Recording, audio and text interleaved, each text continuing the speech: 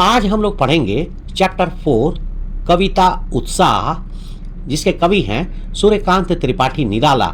यह एक आह्वान गीत है जो बादलों को संबोधित करता है। आह्वान गीत का मतलब है ऐसा गाना या कविता जो किसी को बुलाने या जगाने के लिए लिखी गई हो। इस तरह के गीत अक्सर लोगों में जोश भरने, उन्हें हिम्मत देने या किसी खास काम के लिए एकजुट करने के लिए लिखे जाते हैं। भारतीय स्वतंत्रता संग्राम, इंडियन फ्रीडम मूवमेंट के समय उत्साह कविता जैसे कई आह्वान गीत लिखे गए थे जो लोगों को आजादी से लड़ने के लिए मनोबल बढ़ाते थे। उत्साह। बादल गरजो, घेर घेर घोर गगन, धाराधर ओ, ललित ललित काले घुंघराले, बाल कल्पना कैसे पाले, विद्युत छवि उर्मे कवि नवजीवन वाले, वज्र छिपा नूतन कविता फिर भर दो, बादल गरजो, बिकल बिकल उन्मन थे उन्मन, विश्व के निधाग के सकल जन, आए अज्ञात दिशा से अनंत के घन, तप्त धरा जल से फिर शीतल कर दो, बादल गरजो। बादल गरजो, बादल का मतलब बादल, गरजो गरजना गर्जना। घेर घेर घोर गगन, धाराधर ओ, घेर घेर घेरना, चारों तरफ से ढक लेना, घोर घनघोर बहुत गहरा, गगन आसमान, धाराधर ओ, पानी को धारण करने वाले यानी बादल। धाराधर का संधि विच्छेद होता है धारा प्लस धर।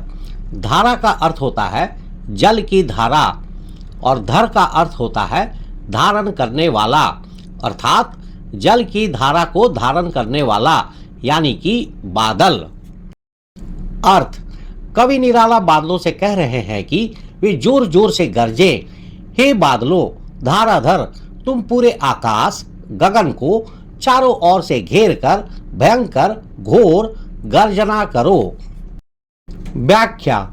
बादल यहाँ पर सुख का प्रतीक और साथ साथ में क्रांति, विद्रोह, नवजीवन का प्रतीक है।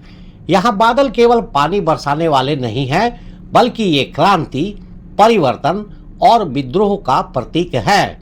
जिस तरह बादल भयंकर गर्जना से सब कुछ बदल देते हैं, उसी तरह कवि भी देश में सोए हुए और निराश लोगों में एक नई चेतना और विद्रोह की भावना जगाना चाहते हैं।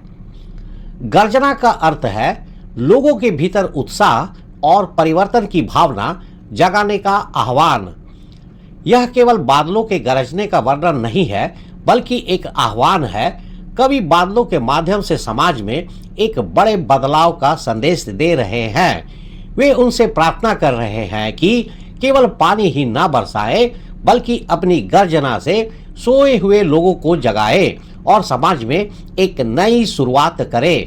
कवि का मानना है कि जैसे बादल गरज कर धरती को नया जीवन देते हैं, वैसे ही उनके लेखन और विचार भी समाज में नई चेतना और क्रांति ला सकते हैं। इस तरह ये पंक्तियां सिर्फ प्रकृति का चित्रण नहीं, बल्कि सामाजिक बदलाव का आह्वान है। ललित ललित काले घुंघराले, बाल कल्पना कैसे पाले। ललित ललित, ललित का अर्थ सुंदर, और दो बार बोला गया है ललित ललित अर्थात बहुत सुंदर। काले घुंघराले, काले और घुंघराले। बाल कल्पना, बच्चों की कल्पना, बच्चों की तरह सोचना। कैसे पाले, के जैसे पाले हुए। अर्थ। कवि निराला बादलों के सुंदर रूप का वर्णन कर रहे हैं। वे कहते हैं कि बादल बहुत सुंदर, काले और घुंघराले हैं। वे इतने सुंदर और प्यारे लग रहे हैं जैसे किसी बच्चे की सोच या कल्पना से बने हो। व्याख्या। यह पंक्तियां बादलों की खूबसूरती और मासूमियत को दर्शाती है। कवि बादलों को ललित यानी कि सुंदर कहकर उनके शांत और मनमोहक रूप का वर्णन कर रहे हैं। ललित का अर्थ होता है सुंदर। ललित ललित दो बार कहने का मतलब है बहुत सुंदर। कवि बादलों को काले और घुंघराले बालों जैसा बताते हैं, जो उन्हें एक कोमल और आकर्षक रूप देता है। कवि कहते हैं कि ये बादल किसी बच्चे के भोले और मासूम ख्यालों, कल्पना की तरह हैं। जैसे बच्चे अपने मन में तरह तरह की खूबसूरत और कल्पनाशील चीजें सोचते हैं, वैसे ही ये बादल भी उसी कल्पना से बने हुए हैं। यह बताता है कि बादलों का यह रूप बहुत ही शुद्ध, मासूम और भोला, इनोसेंट है। इस तरह कवि बादलों के दोहरे रूप को दिखा रहे हैं। एक तरफ वे क्रांतिकारी और विद्रोही है, और दूसरी तरफ वे इतने सुंदर, मासूम और भोला, इनोसेंट और कल्पनाशील है कि किसी बच्चे की सोच या कल्पना जैसे लगते हैं। विद्युत छवि उर में कवि नवजीवन वाले, वज्र छिपा नूतन कविता फिर भर दो, बादल गरजो। विद्युत छवि बिजली की सुंदरता या चमक। उर में, उर का अर्थ हृदय, उर में, हृदय में। कवि, यहाँ बादल को कवि कहा गया है। नवजीवन, नया जीवन वाले, देने वाले, लाने वाले। वज्र, इंद्र का हथियार जो बहुत शक्तिशाली होता है। यहाँ इसका मतलब है एक बहुत शक्तिशाली और कठोर भावना। छिपा, छिपा हुआ। नूतन कविता, नई कविता। फिर भर दो, फिर से भर दो। बादल, बादल। गरजो, गरजना, गर्जना। अर्थ, कवि निराला कहते हैं, हे बादलों, तुम्हारे हृदय में बिजली की सुंदर चमक छिपी है, तुम नया जीवन देने वाले हो। कवि और आगे कहते हैं, अपने भीतर वज्र, एक बहुत शक्तिशाली हथियार की तरह एक कठोर और शक्तिशाली भावना को छिपाकर तुम एक नई कविता के रूप में फिर से जोश भर दो। कवि बादलों से कह रहे हैं कि वे केवल गरजे ही नहीं, बल्कि अपने अंदर की शक्ति और ऊर्जा यानी कि एनर्जी को बाहर निकालकर लोगों में एक नया जोश भर दें। व्याख्या, इन पंक्तियों में कवि ने बादलों के दोहरे चरित्र, दो रूपों को बहुत खूबसूरती से दर्शाया है। बिजली की सुंदरता, विद्युत छवि, बादलों के अंदर छिपी हुई बिजली, थंडर स्टॉर्म एंड लाइटनिंग, जो विनाश ला सकती है, उसे कवि विद्युत छवि कहकर उसकी सुंदरता की तारीफ कर रहे हैं। इसका मतलब है कि बदलाव या क्रांति की ताकत में भी एक अलग तरह की सुंदरता होती है। यहाँ कविता में नवजीवन वाले शब्द का प्रयोग हुआ है। इसका मतलब है यहाँ बादल सिर्फ पानी बरसाने वाले नहीं हैं, बल्कि वे समाज में नया जीवन और ऊर्जा, एनर्जी लाने वाले हैं। बादलों के बरसने से धरती पर जो नया जीवन आता है, वह ब्रिटिश शासन की गुलामी से आजादी, स्वतंत्रता और नए समाज का प्रतीक है। कवि चाहते हैं कि क्रांति के बादल गरजकर गुलामी को खत्म कर दे और एक स्वतंत्र, खुशहाल भारत का निर्माण करे। इन पंक्तियों में बादलों को कवि के रूप में दिखाया गया है, अर्थात कवि निराला कहना चाहते हैं कि जिस तरह बादल धरती को नया जीवन देते हैं, उसी तरह कविता और साहित्य लोगों में एक नया जोश और उत्साह भरते हैं। साहित्य या लेखन समाज में एक नया जीवन और नई ऊर्जा, एनर्जी भर सकता है। वज्र छिपा, इसका मतलब है कि बादलों के अंदर एक बहुत ही कठोर और शक्तिशाली भावना छिपी हुई है, जो विध्वंस, विनाश ला सकती है। कविता में ये शब्द आए हैं, नूतन कविता फिर भर दो। इसका मतलब है कि कवि चाहते हैं कि बादलों की यह शक्ति एक नई कविता के रूप में सामने आए। निराला जी की यह नूतन कविता शैली, न्यू पोएम स्टाइल में लिखी गई कविता पुरानी रूढ़ियों, परंपराओं और बंधनों को तोड़कर एक नई, आगे बढ़ने की सोच को बढ़ावा देती है। यह कविता लोगों को जगाने और उन्हें बदलाव के लिए प्रेरित करने का काम करती है। कवि निराला चाहते हैं कि जिस तरह बादलों की गर्जना और बिजली से समाज में क्रांति आती है, उसी तरह उनकी कविता भी एक नया जोश और बदलाव ला सके। वेरी इंपॉर्टेंट, यह कविता सिर्फ प्रकृति के बारे में नहीं है, बल्कि यह साहित्य या लेखन की ताकत और उसके सामाजिक बदलाव लाने की क्षमता के बारे में भी है। बिकल बिकल उन्मन थे उन्मन विश्व के निदाग के सकल जन। बिकल बिकल बेचैन, व्याकुल, परेशान। उन्मन थे उन्मन उदास, अनमना, खोया हुआ, विश्व के, दुनिया के, संसार के, निदाग के, भीषण गर्मी से, बहुत तेज गर्मी से, सकल, सभी, सारे, जन, लोग। अर्थ, कवि निराला कहते हैं कि पूरी दुनिया के सभी लोग भीषण गर्मी से बेचैन और परेशान थे। उनका मन कहीं नहीं लग रहा था और वे बहुत उदास थे। व्याख्या, इन पंक्तियों में कवि निराला ने धरती पर फैली भयानक गर्मी और उसके कारण लोगों की बेचैनी का वर्णन किया है। बिकल बिकल उन्मन थे उन्मन, यहाँ बिकल और उन्मन शब्दों को 2 बार दोहराया गया है ताकि लोगों की बेचैनी और उदासी बहुत अधिक है को दिखाया जा सके।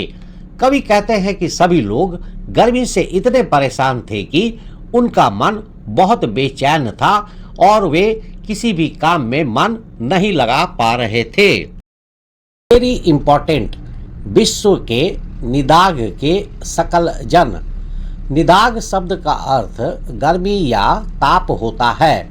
निदाग शब्द का प्रयोग यहाँ कविता में सिर्फ गर्मी के लिए नहीं, बल्कि निदाग शब्द का प्रयोग जीवन की मुश्किलों और दुखों के लिए भी किया गया है।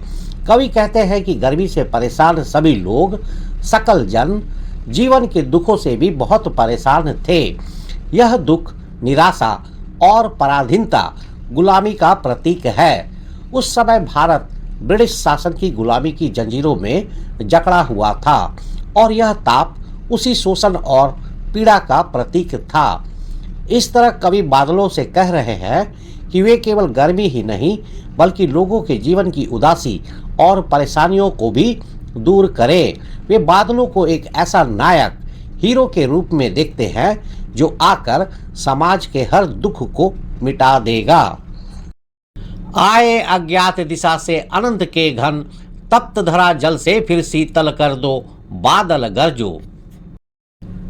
आए, आना, अज्ञात, अनजान, जिसका पता ना हो, दिशा से, किसी तरफ से, किसी और से, अनंत, जिसका कोई अंत ना हो, यहाँ असीमित आकाश, के घन, घन मतलब बादल, के घन, के बादल, तप्त, तपती हुई, अर्थात बहुत गर्म, जली हुई, धरा, धरती, जल से फिर, बारिश से फिर, शीतल, ठंडी, शांत, कर दो, बादल, बादल, गरजो, गरजना, गर्जना।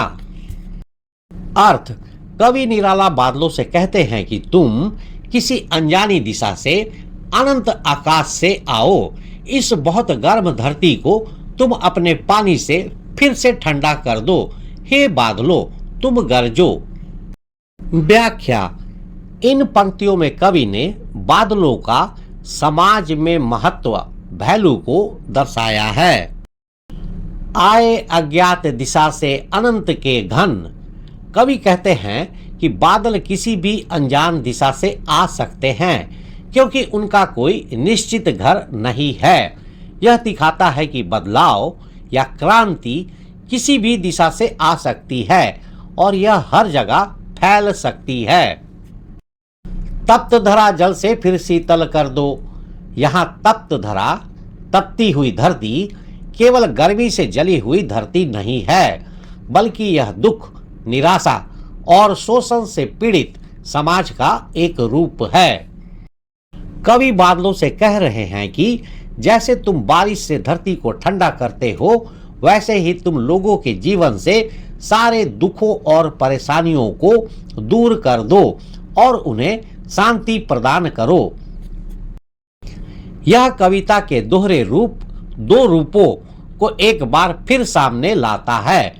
कवि बादलों को एक तरफ शांति और सुकून लाने वाले के रूप में देखते हैं जो निराश लोगों को राहत देंगे, और दूसरी तरफ एक क्रांतिकारी शक्ति के रूप में देखते हैं जो समाज में बदलाव लाएगी। उत्साह कविता का सारांश, समरी। उत्साह एक आह्वान गीत है। सूर्यकांत त्रिपाठी निराला द्वारा रचित उत्साह एक आह्वान गीत है। यह कविता बादल के बारे में है। बादल निराला का प्रिय विषय है।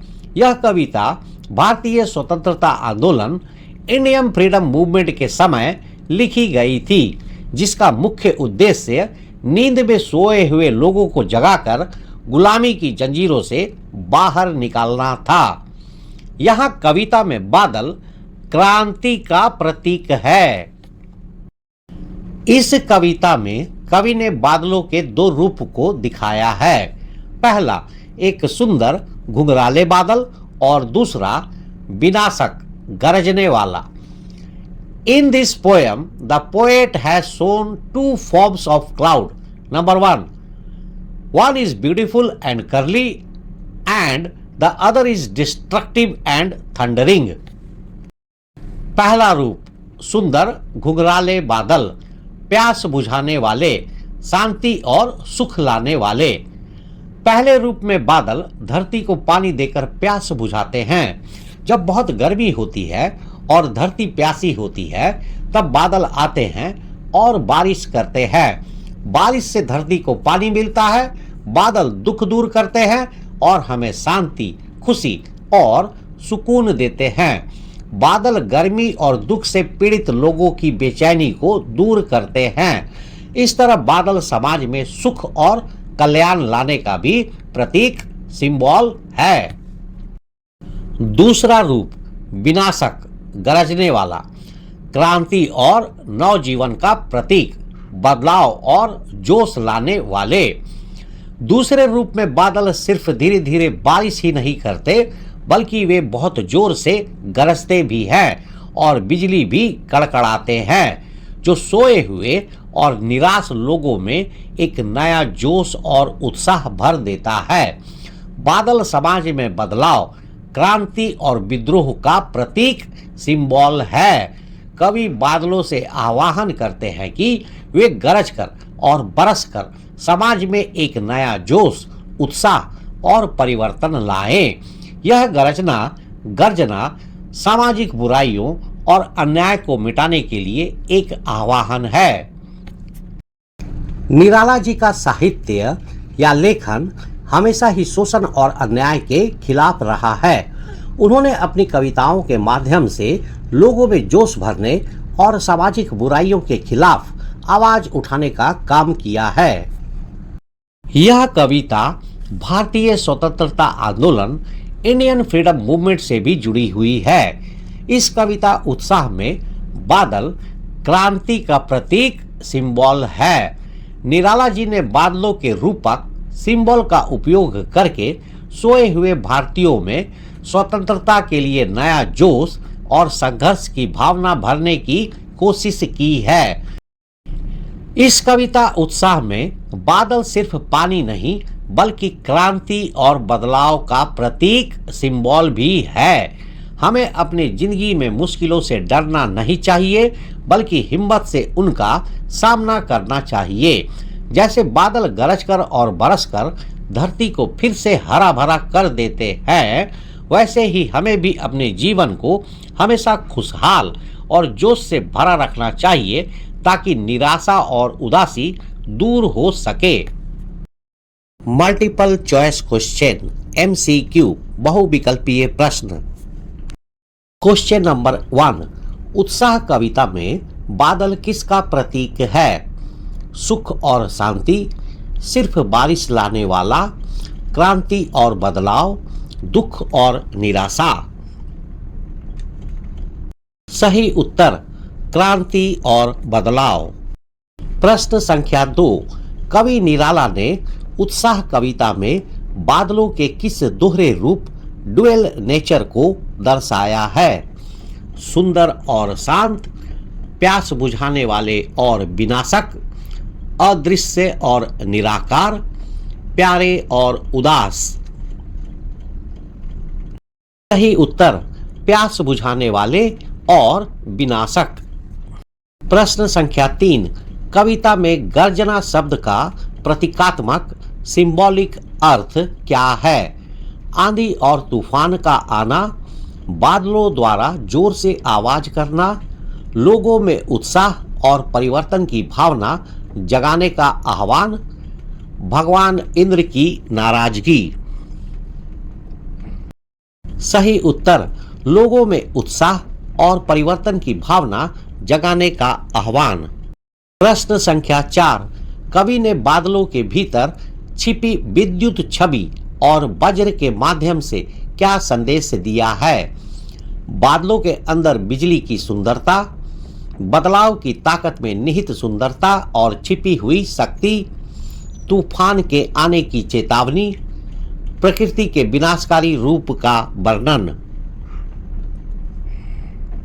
सही उत्तर बादल की ताकत में निहित सुंदरता और छिपी हुई शक्ति। क्वेश्चन नंबर 5, कविता में तप्त धरा किसका प्रतीक है? गर्मियों में जलने वाली धरती, खेती के लिए सूखी जमीन, विश्व के सभी लोगों की बेचैनी, जीवन की मुश्किलों और गुलामी से पीड़ित समाज।